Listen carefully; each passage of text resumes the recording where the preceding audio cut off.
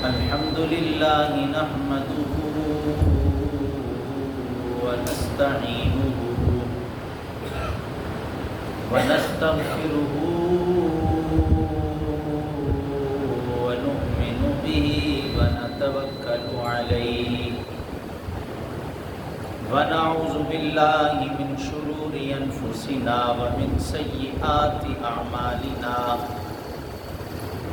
من يهده الله فلا مضل له ومن يضلله فلا هادي له ونشهد أن لا إله إلا الله وحده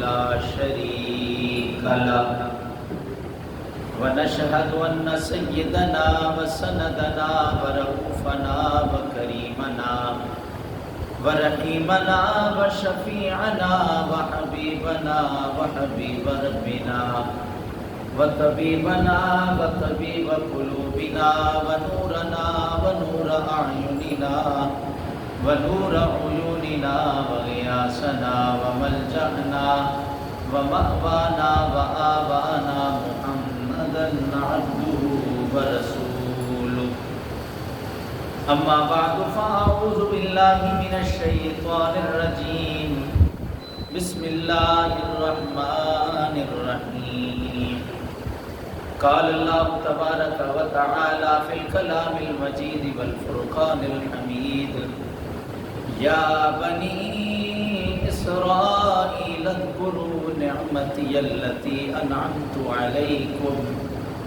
وأني فضلتكم على العالمين صدق الله مولانا العظيم وصدق رسوله النبي الكريم الأمين ونحن على ذلك لمن الشاهدين والشاكرين والحمد لله رب العالمين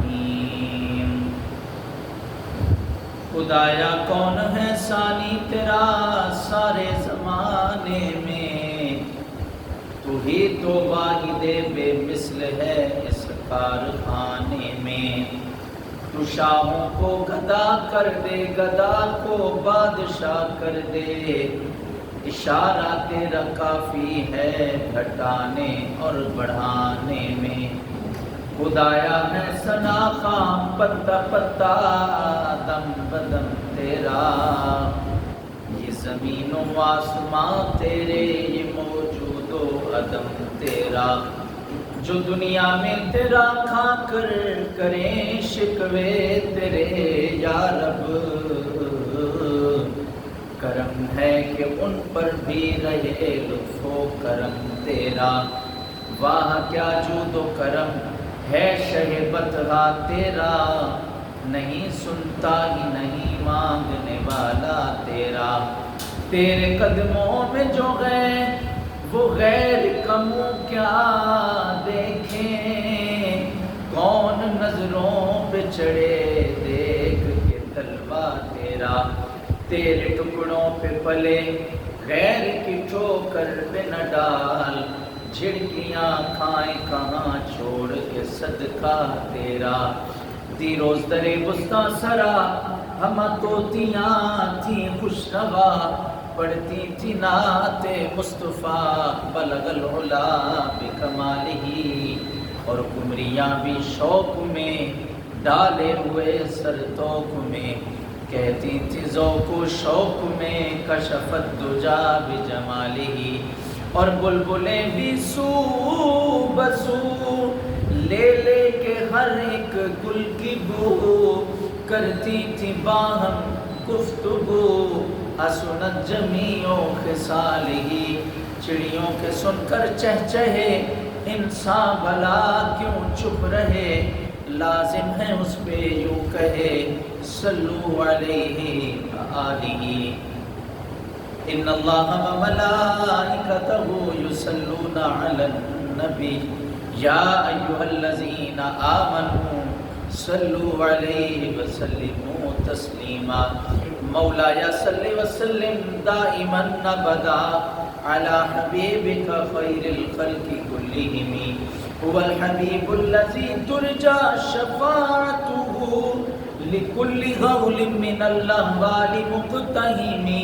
محمد سيد الكونين والثقلين والفريقين من عرب ومن عجم يا أكرم الخلق ما لي من ألوذ به سواك عند حلول الحادث العمم فإن من جودك الدنيا وذرتها ومن علومك علم اللوح والقلم يا أكرم الخلق ما لي من ألوذ به سواك عند حلول الحادث العمم ثم الرضا عن أبي بكر وعن عمر وعن علي وعن عثمان ذي الكرم يا ربي بالمصطفى بلغ مقاصدنا يا ربي بالمصطفى بلغ مقاصدنا يا ربي بالمصطفى بلغ مقاصدنا واغفر لنا ما مضى يا واسع الكرم الصلاة والسلام عليك يا سيدي يا رسول الله وعلى آلك وأصحابك يا سيدي يا حبيب الله الصلاة والسلام عليك يا سيدي يا شفيع المذنبين وعلى آلك وأصحابك يا سيدي يا رحمة للعالمين.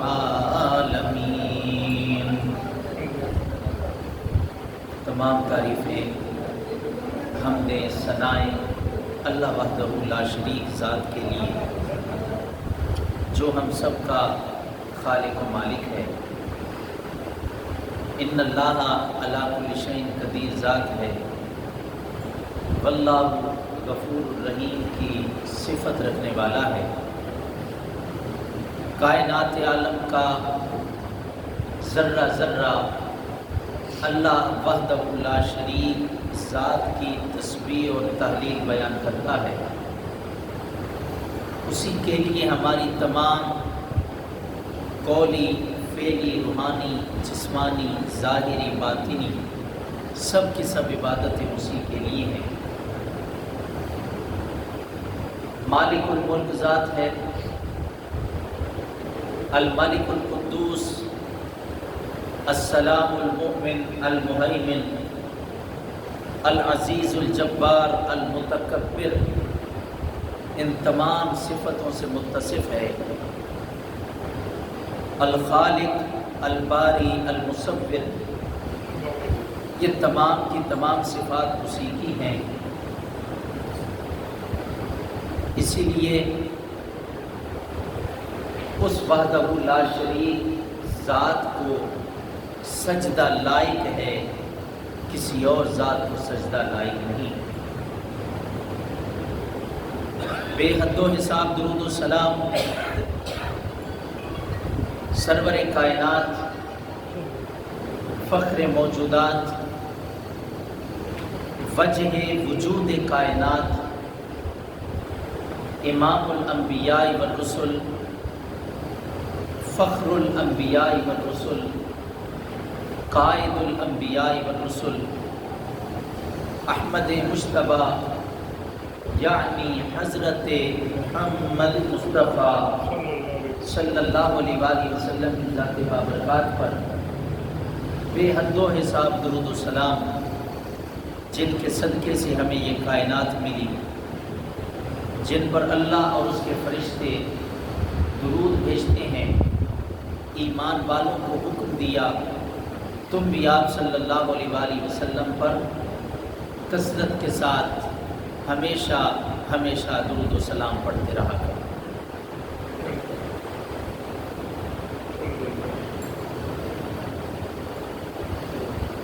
سامعین محترم, ماہ سفر المظفر کا آغاز ہو چکا ہے.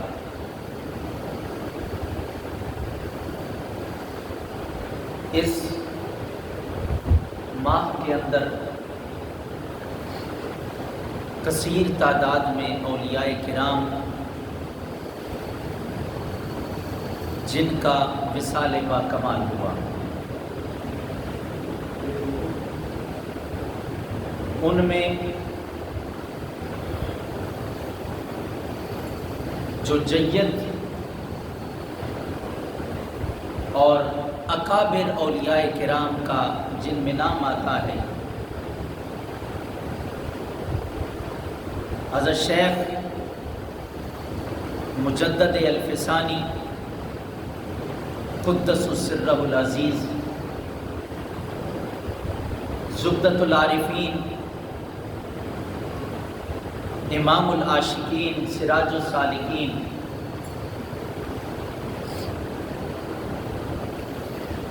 سیدنا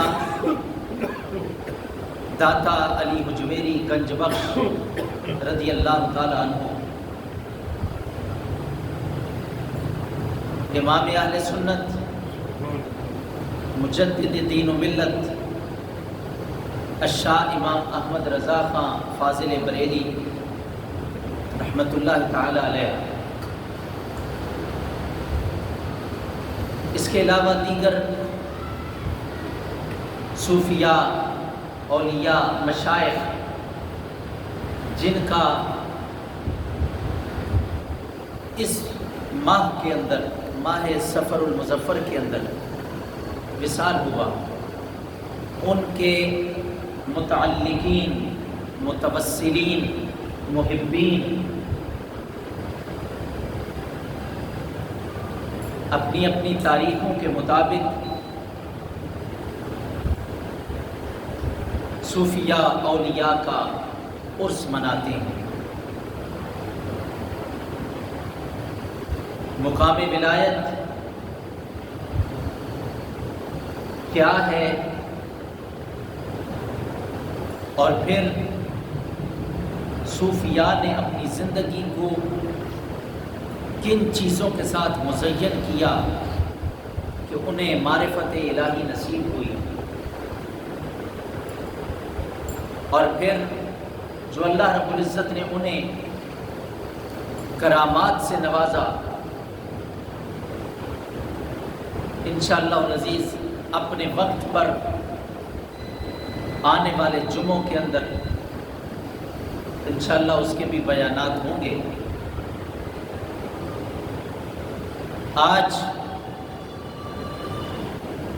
چونکہ انگریزی ماہ کے حساب سے یہ ایک ایسا مہینہ ہے جس کے اندر اللہ رب العزت نے حضور نبی مکرم صلی اللہ علیہ وآلہ وسلم کے نالین مقدس کا صدقہ ہمیں ایک آزاد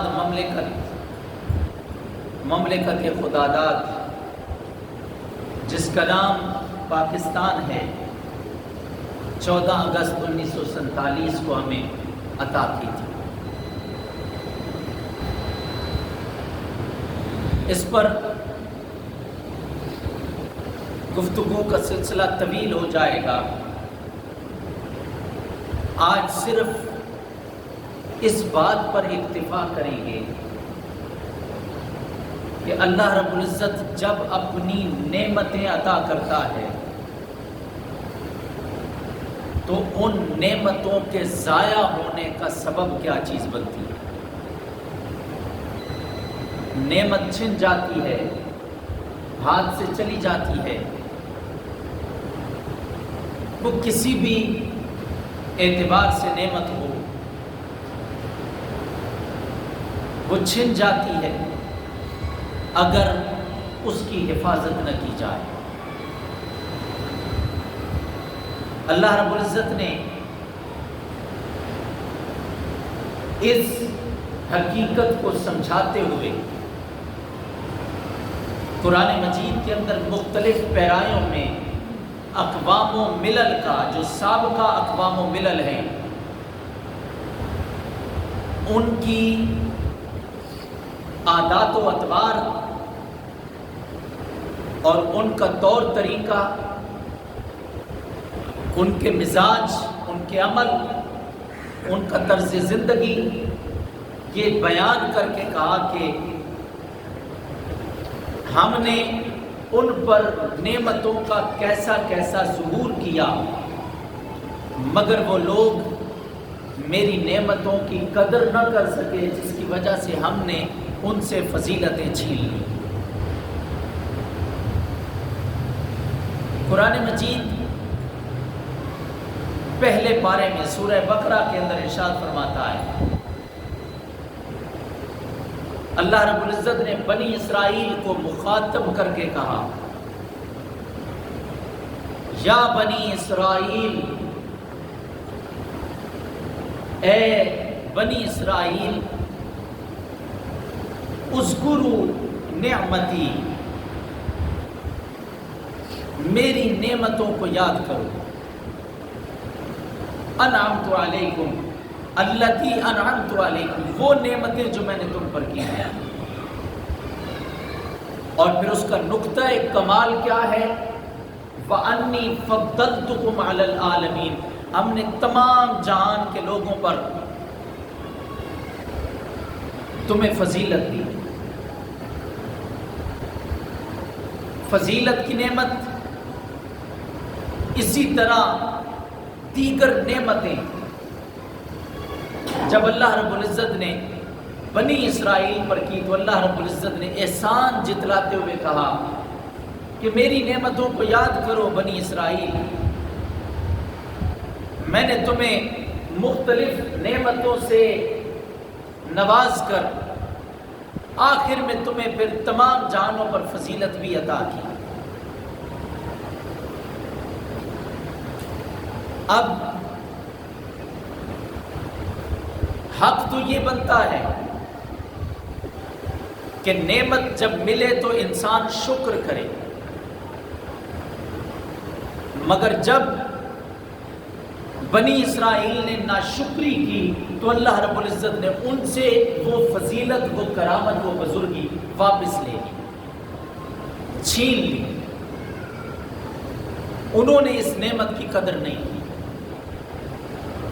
تو قرآن مجید مختلف پیرایوں میں امت مصطفیٰ صلی اللہ علیہ وسلم کو یہ سمجھا رہا ہے کہ میں نے تم پر اپنی نعمتیں کی ہیں، ان کی قدر نہیں کرو گے تو یہ نعمتیں تم سے واپس لے لوں۔ اور پھر جب نعمت ملتی ہے تو پھر اس کو یاد کرنے کا انداز بھی مختلف ہوتا ہے۔ کوئی تو اس نعمت کو لے کر غرور اور تکبر میں آ جاتا ہے، میرے پاس فلاں ہے، میرے پاس فلاں ہے، فلاں چیز، فلاں عہدہ، فلاں منصب یہ میرے پاس ہے۔ جب نعمت پر غرور اور تکبر آتا ہے تو یہ غرور اور تکبر کرنا بذات خود ایک حرام شے ہونے کے ساتھ ساتھ یہ نعمت کے چھن جانے کا بھی سبب بنتا ہے۔ اور دوسری طرف اگر کوئی شخص اللہ کی نعمتوں کو اس انداز سے یاد کرے کہ ہر نعمت پر کہے مالک تیرا شکر ہے، الحمدللہ کہے، اللہ رب العزت ارشاد فرماتا ہے کہ اے میری نعمت پر شکر ادا کرنے والے، ہم نے انعام کے طور پر تمہاری نعمتوں کو بڑھا دیا۔ اس کی نعمت بڑھتی رہتی ہے، اور غرور اور تکبر کرنے والے اور فخر کرنے والے کی نعمتوں کو اللہ رب العزت واپس لے لیتا ہے۔ بس اس انداز کو سمجھانا چاہتا ہوں، اور اسی انداز کے اندر وہ تمام اسباب آ جاتے ہیں جو انسان سے نعمتوں کے چھن جانے کا سبب بنتے ہیں۔ اللہ رب العزت نے اس کا اشارہ قرآن مجید کے اندر اس طرح ارشاد فرمایا دیکھو بنی اسرائیل پر ہم نے کیسی کیسی نعمتیں کی ہیں، ہم نے تمام جہان والوں پر ان کو فضیلت بخشی۔ اے بنی اسرائیل، تم میں بڑے بڑے علماء پیدا کیے، بڑے بڑے صلحاء لوگ تمہارے اندر آئے، اولیاء و کاملین تمہارے اندر آئے، حضرت موسیٰ جیسے، حضرت عیسیٰ جیسے نبی میں نے تم میں بھیجے، بزرگی والے، عظمت والے، شان والے، عابد بھی تم میں آئے۔ اب چاہیے یہ تھا کہ تم ان انبیاء کے آنے پر، اولیاء و صلحاء کے ملنے پر، اللہ کی ان نعمتوں کے ملنے پر تم شکر ادا کرتے۔ اور شکر کی آخری حد کیا تھی کہ جب تم میں میرے محبوب صلی اللہ علیہ وسلم تشریف لے آئے تو ان کی آمد پر ان کا کلمہ پڑھ کے مسلمان ہو جانا، یہ شکر کا سب سے اعلیٰ درجہ تھا۔ مگر تو نے کیا کیا؟ انبیاء کو شہید کیا، اللہ کے نیک بندوں پر مظالم اٹھائے، اللہ کے اولیاء صلحاء کی نکیر کی، اور پھر اس پر مستزاد یہ کہ جب مصطفیٰ کریم علیہ السلام آئے تو تم نے ان کا بھی انکار کر دیا۔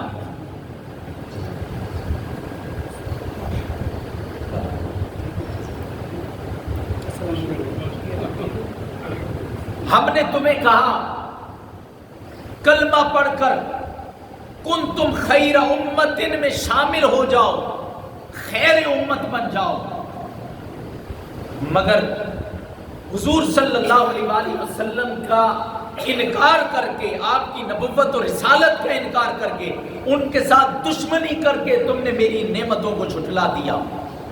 لہذا اے بنی اسرائیل، اب ہم تم سے وہ تاج کرامت، تاج بزرگی اور فضیلت اور شرف جو تمہیں عطا کیا تھا، ہم تم سے واپس لیتے ہیں۔ اس کا مطلب یہ ہے کہ بنی اسرائیل میں اتنی نعمتوں کے باوجود چند چیزیں ایسی موجود تھیں جو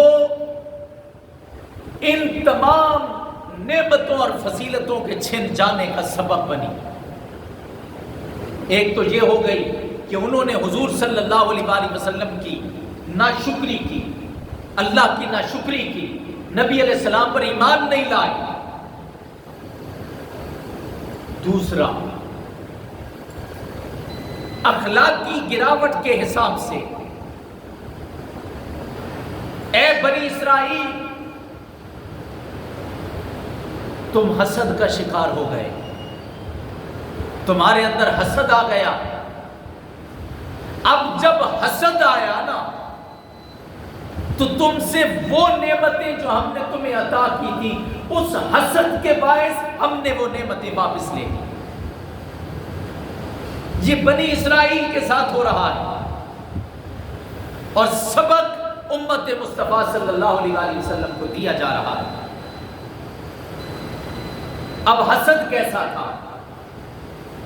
حضرت ابراہیم علیہ السلام کی اولاد میں دو بیٹے، حضرت اسحاق علیہ السلام اور حضرت اسماعیل علیہ السلام۔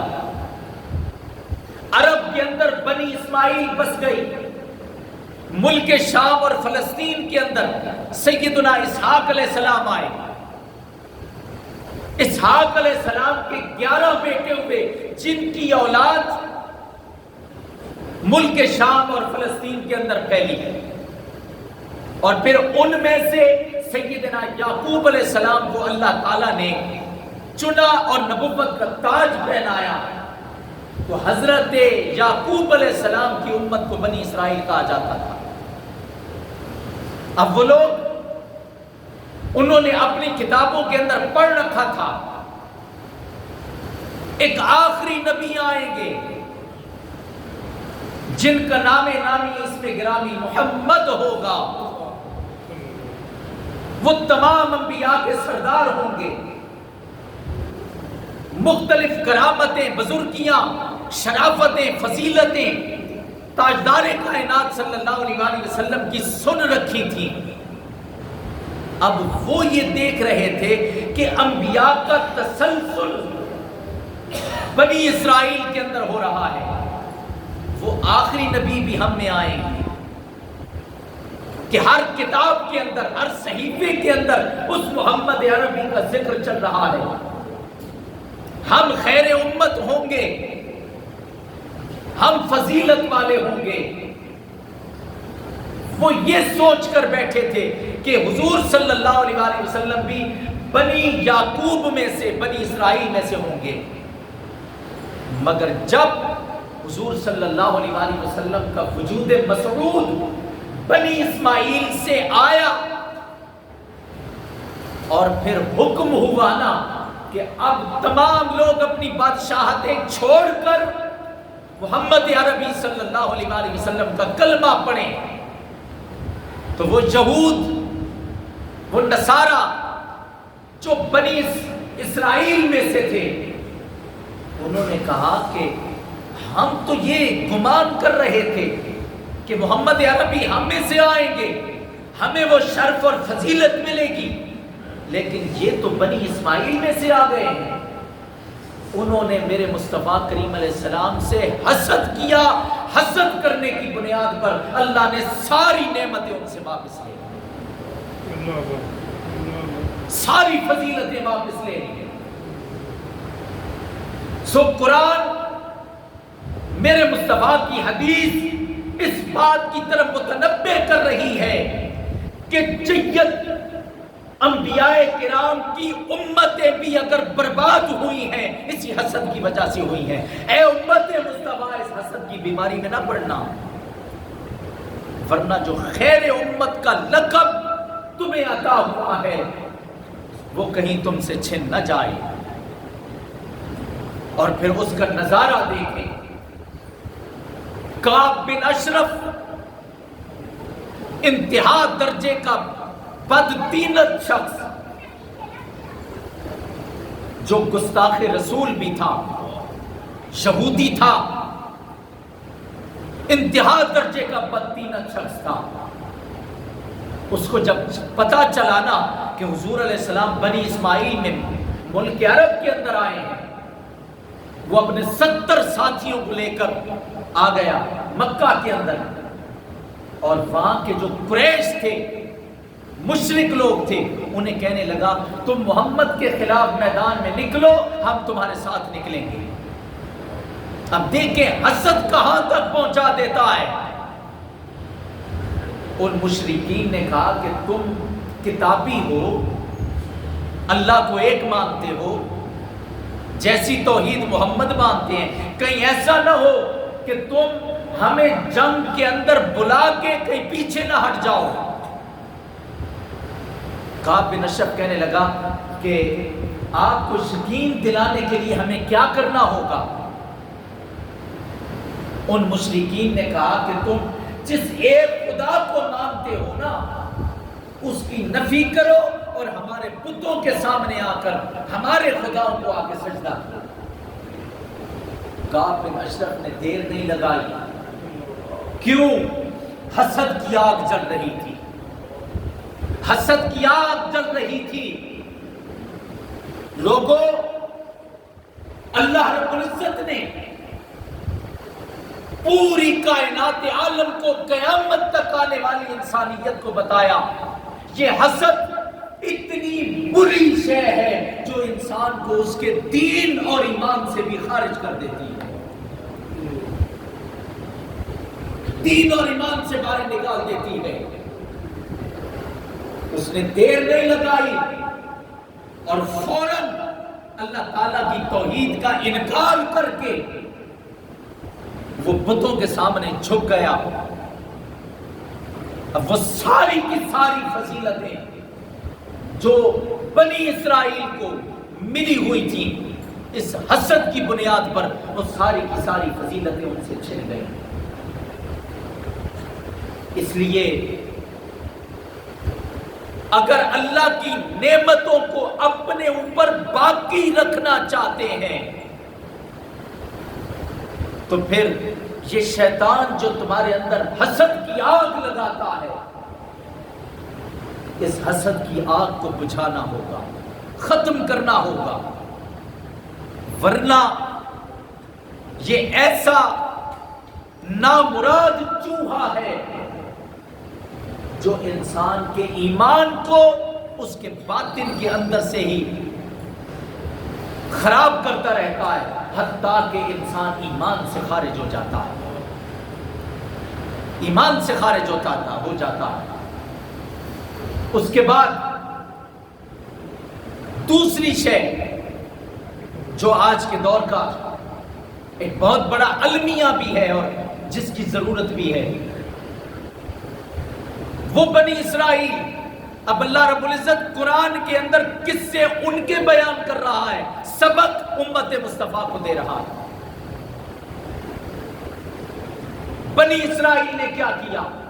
وہ قوم سرکش ہو گئی، یعنی اللہ کی جو شرعی حدود تھی ان کو حلال کرنے لگی۔ اللہ تعالیٰ نے جو حرام کیا تھا اس کو حلال کرنے لگی۔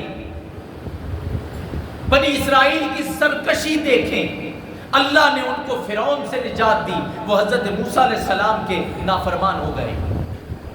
موسیٰ علیہ السلام ان کی ہدایت کی کوشش کے لیے کوہ طور پہ جاتے ہیں، انہوں نے پیچھے بچڑے کو معبود بنا لیا۔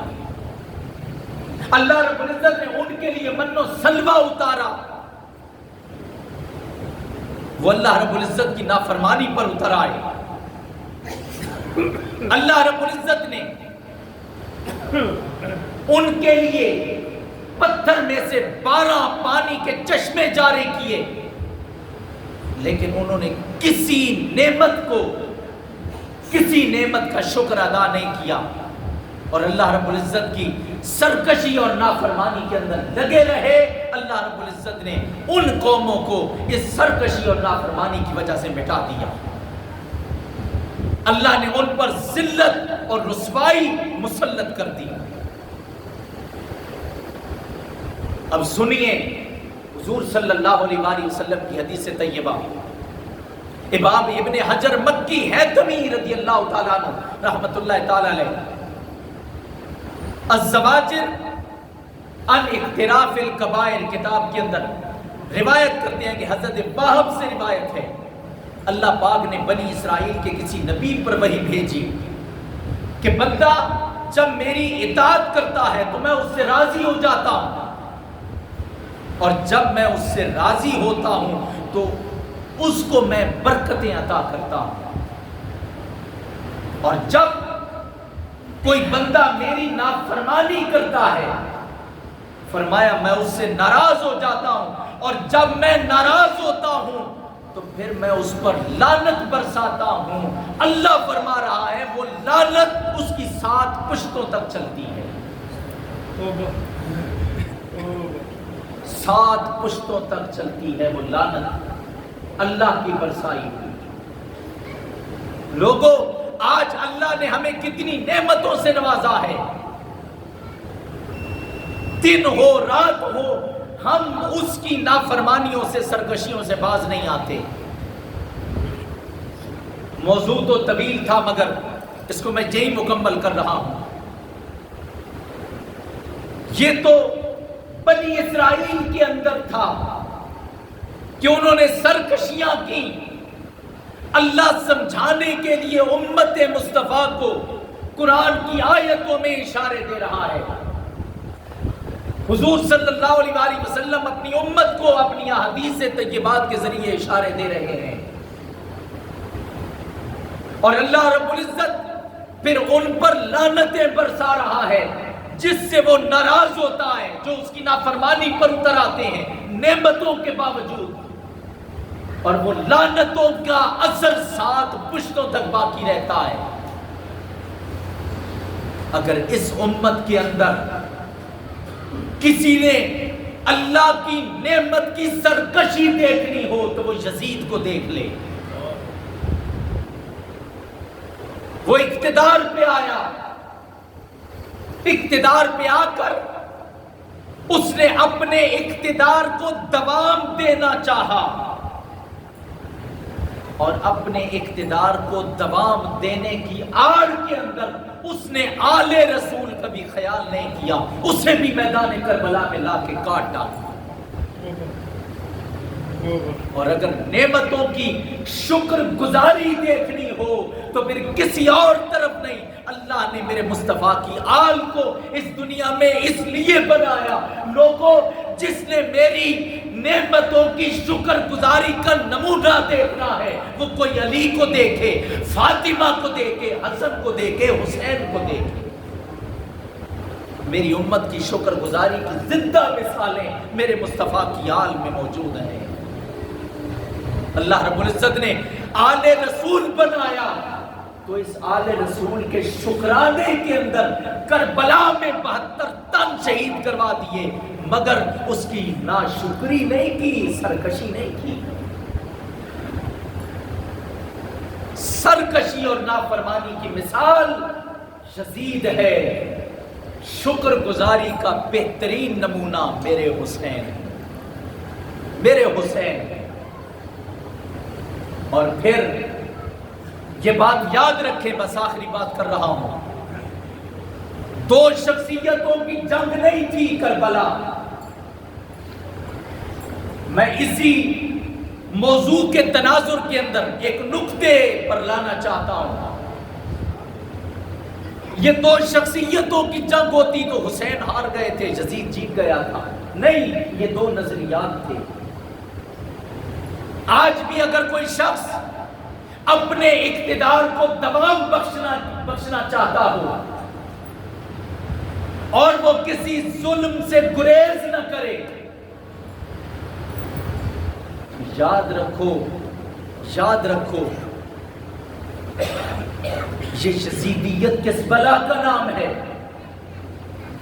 جو شخص باطل کو اپنے اندر تسلیم کر کے اپنے اقتدار کو، اپنے دور کو، اپنی بادشاہت کو قائم کرنے کے لیے وہ کسی چیز کا لحاظ نہ کرے، اس کو انسانیت نظر نہ آئے، وہ ہر ظلم کر گزرے، چاہے وہ نظریاتی طور پہ کر رہا ہو، وہ جسمانی طور پر کر رہا ہو،